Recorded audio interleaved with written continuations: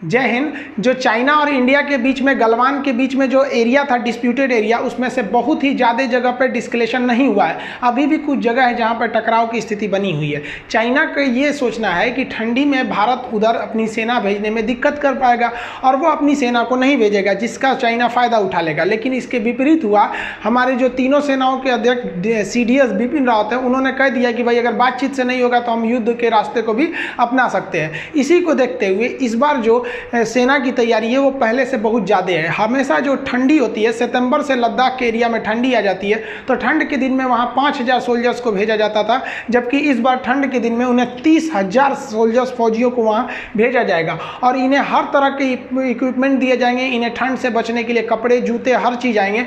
ऐसे अंदाज़ा लगाइए कि एक फौजी का जो टोटल ड्रेस है वो टोटल 1 लाख का केवल ड्रेस है।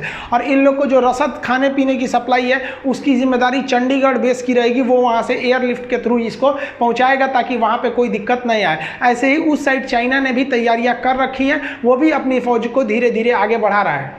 इसी तैयारी में आगे बढ़ने के लिए भारत इस एरिया में जाने के लिए सड़कों का एक विकल्प ढूंढ रहा था। तो यहाँ पर आपको हम बताए थे, दारबुक से एक सड़क जा रही थी दौलत बेग ओल्डी तक। तो ये तो सड़क ठीक थी, लेकिन इसके बीच में एक यहाँ से कनेक्टिविटी, ये वाले एरिया में काफ़ी डिस्टर्ब रहता था यहाँ से जाने में। तो यहाँ से एक अलग से रास्ता ले जाने के लिए अभी उसके लिए मंजूरी मिल गई है। वो जाएगा डारचा से। ये डारचा से इस सड़क को लेके हम लोग मिला देंगे लोग लद्दाख के एरिया में। हम लोग दौलत बेग ओल्डी वाले एरिया में, जो यहाँ से दारबुक शौक से आगे जाता है दौलत बेग ओल्डी में, इस सड़क को मिला देने से वहां पर रसद, सामान और सैनिकों को बहुत ही त्वरित ढंग से पहुंचाया जा सकता है। चाइना ने यही इसी सड़क को आगे ले जाने के लिए सारा विवाद को किया था। अब ये सड़क ठंड के दिन में यहां से तो दिक्कत नहीं होता था, यहां से अब इसका एक बाईपास रूट मिल जाएगा, जिस वजह से यहां जाने में और आसानी हो जाएगी। उधर थाईलैंड ने अपनी आर्मी के लिए मिलिट्री ट्रक्स की रिक्वायरमेंट की थी, जिसमें उसने चीनी ट्रकों को हटाते हुए भारतीय कंपनी टाटा की ट्रक्स को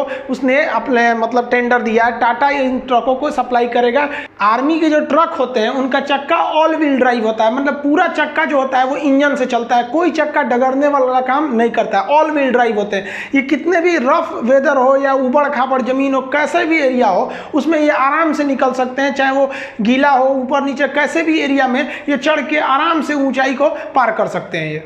ये कैसे भी ऊंचाई पे फंस जाए, कांख हो के इसको खींच के ऊपर लेके चला जाता है। इसका पूरे देखिए चक्के में ना इंजन से ही पावर आ रहा है, कोई चक्का ऐसा नहीं है जो उस पर डगर रहा है। थाईलैंड को ऐसे 600 मिलिट्री ट्रकों की ज़रूरत है, जिसकी रिक्वायरमेंट को अब हमारा टाटा पूरा करेगा। इससे अच्छा फायदा, एक अच्छा संदेश भी जाएगा, मेक इन इंडिया सफल भी हो जाएगा हम लोग का, और धीरे धीरे हम लोग मिलिट्री के एरिया में आत्मनिर्भर भी होते जाएंगे। चाइना के लिए एक बुरी खबर यह है कि रसिया और भारत ने मिलकर जो ब्रह्मोस मिसाइल को बनाया था, तो इसमें एक समझौता था कि ब्रह्मोस मिसाइल या तो रसिया यूज करेगा या तो इंडिया यूज करेगा, या दोनों यूज करेंगे, थर्ड पार्टी को यूज करने नहीं दिया जाएगा। अब भारत जो चाइना से जो दुश्मन, चाइना जिन देशों को सताता है, जैसे वियतनाम हो गए, मलेशिया हो गए, इंडोनेशिया, ये सब, फिलीपीन, ऐसे देशों को सताता है, उनके पास टेक्नोलॉजी नहीं है। तो भारत ने रसिया से करार कर लिया है कि अब भारत इसे दूसरे देशों को भी बेच सकता है। और उधर मलेशिया, सिंगापुर, थाईलैंड और ये वियतनाम जैसे देश पहले ही कह चुके हैं भैया हमको अब ब्रह्मोस दे दीजिए। अब ब्रह्मोस मिलने से सबसे बड़ा फायदा क्या है, ये हाइट पे नहीं जाता है, नीचे नीचे जाता है, जिस वजह से रडार में नहीं आ पाता है। इसका नेवल वर्जन है, इसका एयर वर्जन है, जमीन वाला तो सबसे पहले विकास किया गया था। ये सुपरसोनिक क्रूज मिसाइल है, नीचे नीचे जाता है, इसलिए इसे ट्री मिसाइल कहते हैं, पेड़ की ऊंचाई तक जाता है। चाइना के लिए सबसे बड़ा सरदर्द यही है, और अब सरदर्द तो और अच्छा हो गया कि अब हम दूसरे देश को बेच सकते हैं। चाइना बड़ा पाकिस्तान को मिसाइल बेच रहा था, जहाज बेच रहा था, ये बेच रहा, अब हम लोग भी उसके जितने भी पड़ोसी देश हैं उन्हें ब्रह्मोस बेच देंगे। मोदी जी से तो हम कहेंगे कि EMI पे दे दीजिए, उधार धीरे धीरे पैसा देना लो। ब्रह्मोस मिसाइल के नेवल वर्जन से क्या होता है कि नेवी की जितनी शिप होती हैं वो अपने आप में कोऑर्डिनेट कर लेती हैं, अपने टारगेट को ढूंढने में मदद कर लेती हैं। एक बार टारगेट मिलने के बाद ये ब्रह्मोस मिसाइल उस पर अटैक कर देती है। ये क्रूज मिसाइल है, ये काफी घातक हो जाते हैं और कई टारगेट पर ये एक साथ हमला कर सकते हैं, जिससे कि इसका पेनिट्रेशन खतरनाक और भी हो जाता है। ये ब्रह्मोस मिसाइल को जब एयर से गिराया गया है सुखोई जहाजों से, तो ये डायरेक्ट फायर नहीं हुआ बल्कि एकदम नीचे आता गया। नीचे आने से ये क्रूज कैपेसिटी को हो जाएगा और रडार के पकड़ में नहीं आ जाएगा। और जब ये नीचे आया तब इसके इंजन स्टार्ट हुए और तब जाके ये हिट किया। ब्रह्मोस मिसाइल को जब लॉन्च करते हैं तो घूम जाता है, ये सीधे ऊपर नहीं जाएगा वरना रडार के पकड़ में आ जाएगा। और इसके आगे सेंसर लगे हैं, ये अपने टारगेट को ढूंढ लेता है और एक्यूरेट जाके उस टारगेट के ऊपर एकदम पिन पॉइंट जाकर उस पर हमला कर देता है अपने टारगेट के ऊपर। लद्दाख के पहाड़ी एरिया में आर्टिलरी की बहुत ज़रूरत पड़ेगी, वहाँ टैंक सफल नहीं हो पाएंगे, तोप सफल हो पाएंगे। लेकिन तोप में भी एक खराबी है, एक गोला मारने के बाद आपको दूसरा गोला मारने में आपको 20 सेकंड का टाइम लग जाता है, इधर से भरो फिर चलाओ। तो इसको देखते हुए DRDO ने कारगिल के युद्ध में जो बनाया था पिनाका, उस पिनाका को और एडवांस कर दिया गया। देखिए जो पिनाका क्या है, शिव जी के डमरू का नाम क्या था, पिनाका, तो उसी के नाम पर ऐसी मिसाइलें बनाई गई हैं। ये मल्टी बैरल रॉकेट लॉन्चर है। मल्टी मतलब होता है बहुत ज़्यादा, बैरल मतलब होता है नली, और उसमें रॉकेट भर के मारा जा सकता है। इसके कई वर्जन है, मार्क 1, मार्क 2, मार्क 3। जो मार्क 1 था उसका 40 किलोमीटर रेंज था, 2 का 75, और मार्क 3 जो है 120 किलोमीटर दूर तक ये मार कर सकता है। ये पिनाका रॉकेट है। इसकी स्पीड से 4.7 मैक है, यानी अब तक इतना तेज कोई जहाज भी नहीं उड़ सकता है, यानी ध्वनि की रफ्तार से लगभग 5 गुनी रफ्तार से चलता है। ये लगभग में 4.8 है, तो स्पीड की इसमें कोई कमी नहीं है। इसका सबसे घातक क्या होता है, इसका जो फायर पावर है, 44 सेकंड में 72 रॉकेट मार देता है। अब 44 सेकंड में 72 रॉकेट आपको बचने का मुमकिन ही नहीं है। यह सबसे बड़ा काम क्या करता है, मतलब आपको कोई एरिया मिल गया कि हाँ मिलिट्री का यहाँ कैंप है, यहाँ 10,000 फौजी हैं सब, अब एक एक को गोली मारेंगे 10,000 फौजी को, तो वो तो चुपचाप बैठेंगे, ये सब नहीं। तो उससे अच्छा कोई दिक्कत नहीं, एरिया लोकेशन कर लो और इसको 44 सेकंड दे दो। 44 सेकंड में मारेगा 72 किलोमीटर। 44 सेकंड में कोई क्या कर पाएगा, भागने का भी मौका नहीं मिलेगा। और इसको सबसे बढ़िया बात क्या है, नेविगेशन के लिए आप लेजर गाइडेड कर दीजिए। नहीं लेजर गाइडेड करते हैं कोई दिक्कत नहीं, आपने पता किया ना कहाँ पे दुश्मन है, उसका GPS बता दीजिए, इसके सिस्टम में GPS भर दीजिए, वहाँ जाके अपने से मार देगा ये। और इसमें सबसे बड़ा बात क्या है कि एक बार 72 मिसाइल लॉक कर भर दिए ना, इसमें मार दिए, अब फिर भरने के लिए आपको रीलोड करने के लिए केवल 4 मिनट चाहिए। 4 मिनट में ये रीलोड होगा। लेकिन भारत में सबसे बड़ी समस्या थी कि इसका प्रोडक्शन बहुत कम हो पाता था, लेकिन ये जो गलवान में समस्या को देखते हुए भारत सरकार ने इसके प्रोडक्शन को बढ़ाया है और कई प्राइवेट कंपनियों से मिलकर इसको आगे बढ़ाया। मोदी जी रेलवे का जो प्राइवेट कर रहे हैं ना, ये हथियार बनाने वाले चीज़ों को प्राइवेट कर दीजिए। देखिए धन धनाधन जियो की तरह भी मिसाइल बनाएगा सब, एकदम फ्री में मिसाइल बनाएगा सो ये सब। और इसका जो प्रोडक्शन बना दिया गया है 5000, अब ये प्रोडक्शन लाइन हो जाएगी, 5000 मिसाइलें इसकी पर साल बनाने की कैपेसिटी हो जाएगी भारत के पास। पिनाका के जो सबसे खतरनाक होता है इसका रेट ऑफ फायर, इतना जबरदस्त इसका रेट ऑफ फायर होता है, इतना तेजी से ये फायर करते हैं सब रॉकेट को कि दुश्मन को समझने का मौका ही नहीं देते हैं सब, ताकि दुश्मन पलक झपकाते झपकाते उसका पूरा का पूरा एरिया ही तबाह कर देता है ये वाली रॉकेट सिस्टम। ये खबर अच्छी भी और खराब भी है। एक्चुअली क्या है कि चाइना गलवान वाले एरिया में स्पेशली हेलीकॉप्टर और ड्रोन का प्रयोग ज़्यादा कर रहा है, और वो करेगा भी क्योंकि फाइटर प्लेन वहाँ ज़्यादा काम नहीं आ पाएंगे। और ड्रोन और हेलीकॉप्टर या छोटे जहाज के लिए सबसे बड़ा दुश्मन होता है स्ट्रिंगर मिसाइल या ईगला मिसाइल। स्ट्रिंगर और ईगला दोनों एक ही टाइप के मिसाइल होते हैं, वो कंधे पर रख के मारे जाते हैं सब। ये ईगला मिसाइल भारत ने खरीदा रूस से, 2018 का टेंडर था, अब 2020 में इसे लद्दाख के एरिया में लगा दिया जाएगा। अब चीनी ड्रोन या हेलीकॉप्टर इससे तो बचना कम से कम नामुमकिन है, खास करके लद्दाख एरिया में। ये सरफेस टू एयर मार करता है और ये इसका जो नेविगेशन है वो इंफ्रारेड है, यानी गर्मी देख के आ जाता है। अब हर चीज के अंदर एक टेम्परेचर होता है, उसको ये देखकर पता कर लेता है। और ये लॉन्चेबल किससे होता है, तो मैन पोर्टेबल होता है, आदमी इसे लॉन्च कर सकता है, ये 6 किलोमीटर की दूरी पर मार सकता है। तो जनरली आपको 6 किलोमीटर ही आसमान में दिखाई देते हैं सब कि आपको कोई दुश्मन का जहाज या हेलीकॉप्टर आ रहा है, और उसे 11,000 फीट की ऊंचाई तक ये जाके मार सकता है। इसका स्पीड काफी तेज होता है, 570 मीटर प्रति सेकेंड, यानी लगभग 2 मेक का होता है। इससे ड्रोन, हवाई जहाज या फिर कोई हेलीकॉप्टर इतने स्पीड से नहीं भाग पाते हैं, 2 मेक बहुत ज्यादा होता है। ये ईगला हवा में उड़ रहे छोटे टारगेट को ही मार सकता है, ये घूम के भी आ जाएगा क्योंकि इसमें इंफ्रारेड है। देखिए ये घूम के आ रहा है, यहाँ पे इसका टारगेट है, यहाँ आके इसने हिट कर दिया उसको। ये स्ट्रिंगर मिसाइल जो है ये हेलीकॉप्टर के लिए बड़ा घातक होते हैं, क्योंकि हेलीकॉप्टर भाग नहीं पाते हैं, उनका स्पीड ज्यादा नहीं होता हेलीकॉप्टर को, ये आराम से शूट हो जाते हैं हेलीकॉप्टर्स का तो बचना मुश्किल है इस मिसाइल से। तो ये तो काफी अच्छा है, लेकिन ये लद्दाख के एरिया में ही अच्छा है, क्योंकि जब इसे खरीदा जा रहा था तो ये ईगला मिसाइल का जब टेस्ट किया गया था तो पोखरण जो मरुस्थलीय क्षेत्र था वहां फायरिंग किया गया, तो 3 फायर में से 1 तो फायर इसका हुआ ही नहीं, 2 ही फायर हो पाया। तो 1 तो इसका पार्शियली फायर सक्सेस हुआ, हालांकि लद्दाख के एरिया में ये सक्सेस हो गया था। इसके बावजूद इंडिया गवर्नमेंट ने पता नहीं क्यों इसे खरीद लिया, हमको समझ में नहीं आता है। जबकि रूस इसे बनाया हुआ है, रूस इसका एडवांस वर्जन रखा हुआ है, वेरबा मिसाइल, उसी ईगला मिसाइल का वेरबा मिसाइल एडवांस वर्जन है, रूस इसका यूज करता है। रूस का है कि भाई साहब ये वाला ले लो, तो भारतीय अधिकारियों ने कहा कि हमें जल्दी में खरीदना है, अगर हम दोबारा अब ईगला को कैंसिल करके इसको लाएंगे तो 2-2.5 साल का समय लग जाएगा। अरे बकलोलवा साहब, तुमको खरीदने में 2-2.5 साल लग जा रहा है ये हथियार, हद है भाई साहब। फौज के जो हथियार खरीदने वाले लोग हैं, कम से कम हमारे पॉलिटिशियन से कुछ सीखिए। हमारे पॉलिटिशियन को देखिए, रातों रात ससुरे विधायक खरीद लेते हैं सब। बिहार में सरकार रात भर में बदल गई, मध्य प्रदेश में सरकार कोरोना के बीच में बदल गई, वो तो कैसे कैसे राजस्थान में बचा, मतलब हमको लगा था कि ये भी जाएंगे सब। तो हम तो कहते हैं कि भाई सब जो हथियार खरीदने वाले हैं, वो जो अधिकारी लोग, कम से कम पॉलिटिशियन से सीखो। तुम लोग से हथियार नहीं खरीदा जा रहा है। एक बार पॉलिटिशियन को देखो ना, तुरंत सांसद और विधायक खरीद लेते हैं सब। अब आप खुद सोचिए, हम लोग ने इस ईगला मिसाइल को, ईगला मिसाइल जो कि अच्छा नहीं है, हम खुल के बोलते हैं उतना अच्छा नहीं है।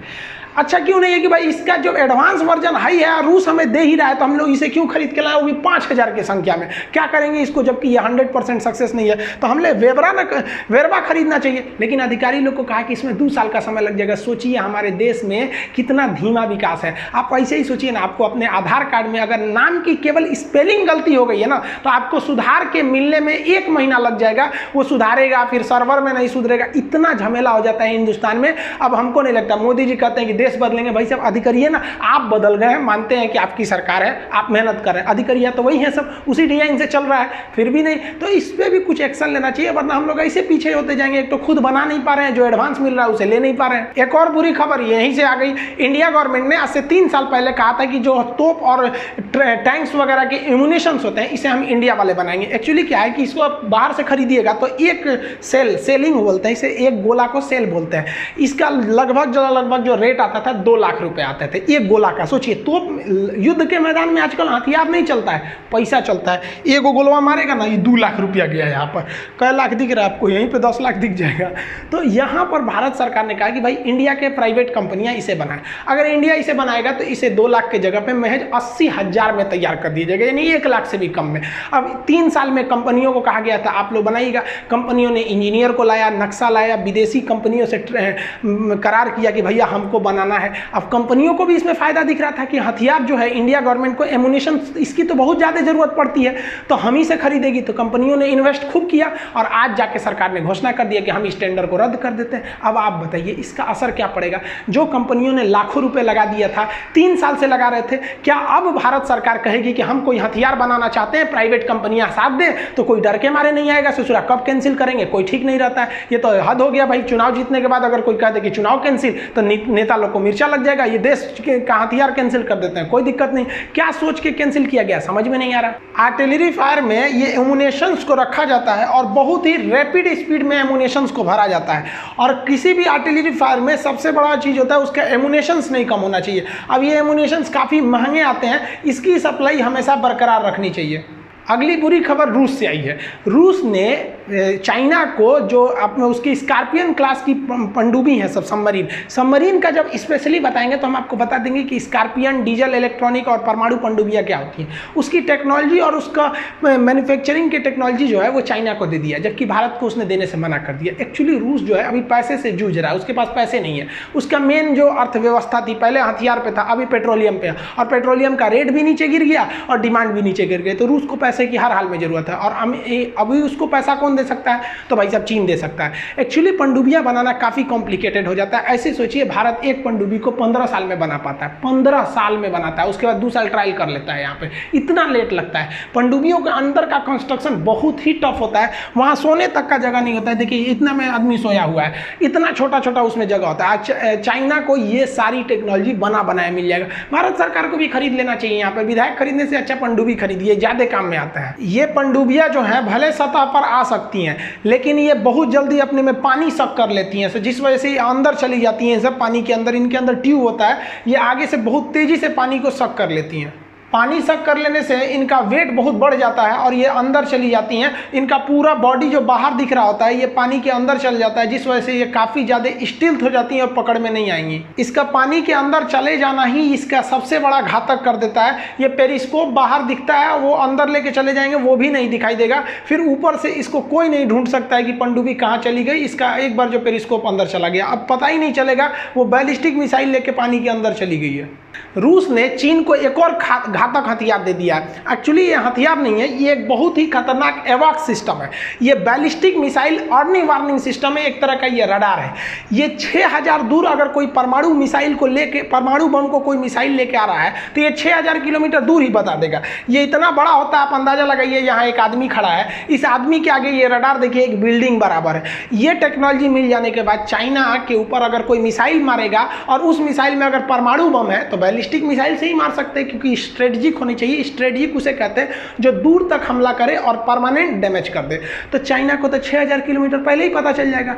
अब चाइना ने देखिए, इंडिया को इसने ये सिस्टम नहीं दिया, ना ही इंडिया के पास है। एंटी बैलिस्टिक रडार जो होते हैं वो बहुत दूर से ही निगरानी कर लेते हैं, और निगरानी में जब वो पकड़ लेते हैं कि दुश्मन की कोई मिसाइल आ रहा है तो ये यहाँ से सेल्फ डिफेंस के लिए मिसाइलें छोड़ देते हैं। और इनका रडार का एरिया बहुत लंबा होता है और वो 6000 किलोमीटर दूर से ही पता कर लेते हैं कि कोई दुश्मन का मिसाइल आ रहा है, ये उस पर जाके अटैक कर देते हैं, हवा में ही उसे खत्म कर देंगे ये। अब आप इसके लिए रूस को दोषी नहीं ठहरा सकते। एक्चुअली क्या है कि रूस जो है और चाइना है, इनका ये कॉमन दुश्मन है अमेरिका। अब अमेरिका चाहता है रूस को बर्बाद कर दे, रूस देख रहा है कि हम डायरेक्ट अमेरिका से टक्कर नहीं ले सकते, इसलिए रूस जो है ना चाइना को खड़ा करता है। रूस और चाइना में काफी दोस्ती चल रही है और चाइना मौके का फायदा उठा रहा है। चाइना कह रहा है कि तुम हमको पैसा दो, हम अमेरिका से लड़ने के बजाय भारत से ठोक देंगे यहाँ पर। अब भारत क्या है कि भाई मोदी जी अभी अमेरिका की ओर थोड़ा सा ज्यादा झुके हुए हैं। आप इंडिया का झुकाव देखेंगे तो अमेरिका से ज्यादा है। रूस के राष्ट्रपति भारत में आते हैं, कब चले जाते हैं आधे लोग को पता ही नहीं चलता है। और कोरोना के बीच में फरवरी में आए थे हमारे ट्रम्प साहब, तो नमस्ते ट्रम्प हुआ था। मोदी जी अमेरिका गए थे तो हाउडी मोदी हुआ था। तो हम लोग के भी जो रिलेशन है धीरे धीरे अमेरिका की ओर शिफ्ट हो रहे हैं। अब भारत के पास असमंजस है कि भारत के पास उतना पैसा नहीं है। हालांकि रूस जो है अभी के वर्तमान परिदृश्य में देखेंगे तो उसके लिए, रूस के हिसाब से सोचेंगे तो चाइना उसके लिए बेस्ट है, क्योंकि हम लोग उतना हथियार खरीद नहीं रहे हैं। आप देखिए राफेल फ्रांस से लेके चले आए लोग, चिनूक हेलीकॉप्टर अमेरिका से लाए लोग, अपाची अमेरिका से लेके चले आए लोग। जितना डिफेंस डील है ज़्यादातर हम लोग वहीं से कर रहे हैं। हाँ, यहाँ से भी हम लोग ने सुखोई, मिराज, जहाजे, ब्रह्मोस वगैरह किए हैं, लेकिन अभी चाइना चाह रहा है कि भारत रूस को अपने फेवर में लेके रख ले। सोचिए वर्ल्ड रिलेशन कितने तेज बदलते हैं। एक वक्त था जब रूस जो था परमाणु हथियार, परमाणु बम मारने वाला था चाइना के ऊपर, और चाइना के राष्ट्रपति उस समय 80 के दशक में घुस गए थे अपने बंकर में छुप के, संसद भवन वगैरह छोड़ के भाग गए थे। और उसको बचाया था, इस चाइना को बचाया था अमेरिका ने, क्योंकि अमेरिका जानता था कि रूस के दुश्मन चाइना को जिंदा रखो। सोचिए इतना खतरनाक है। कब ये रिलेशन टूटा कि रूस चाहता है कि अमेरिका के दुश्मन चीन को जिंदा रखो। यही चीन है, देखिए कितना फायदा उठा। एक वक्त था जब इसे अमेरिका बचाया रूस से, और एक वक्त आज है जब इसे रूस बचा रहा है अमेरिका से। तो ये इंटरनेशनल चीजें कब चेंज होता है कोई समझ में नहीं आता है। और यही आप अगर किसी कमीशन लेवल यूपीएससी या फिर पीसीएस में एग्जाम में बैठेंगे तो इंटरनेशनल रिलेशन में पूछेगा या फिर इंटरव्यू में पूछेगा। इंटरनेशनल रिलेशन को एप्लीकेशन में स्पेशली जोड़ा गया है। जो पॉलिटी से सबसे पहले स्टार्ट करेंगे हम पॉलिटी, तो उसमें हम आपको ये इंटरनेशनल रिलेशन, पॉलिटी कैसे कैसे डेवलपमेंट हुआ, कोर्ट का प्रोसीजर क्या होता है, पुलिस प्रोसीजर क्या होता है। तो ऐसा नहीं है, आपको जब पॉलिटी पढ़ाएंगे तो ऐसा नहीं है कि केवल आप एग्जाम निकाल सकते हैं एसएससी वगैरह के, तो छोटका मोटा एग्जाम कोई निकाल लेते हैं लोग यहाँ पे। लेकिन आप पॉलिटी एक बार एप्लीकेशन में जब पढ़ लेंगे तो आपको थाना में जाने में डर और नहीं लगेगा। पूरा कंप्लीट बता देंगे, जिसमें इंटरनेशनल रिलेशन भी ऐड करके रखेंगे। आई होप आप इस टॉपिक को समझ गए होंगे। मिलेंगे नेक्स्ट वीडियो में, तब तक के लिए जय हिंद।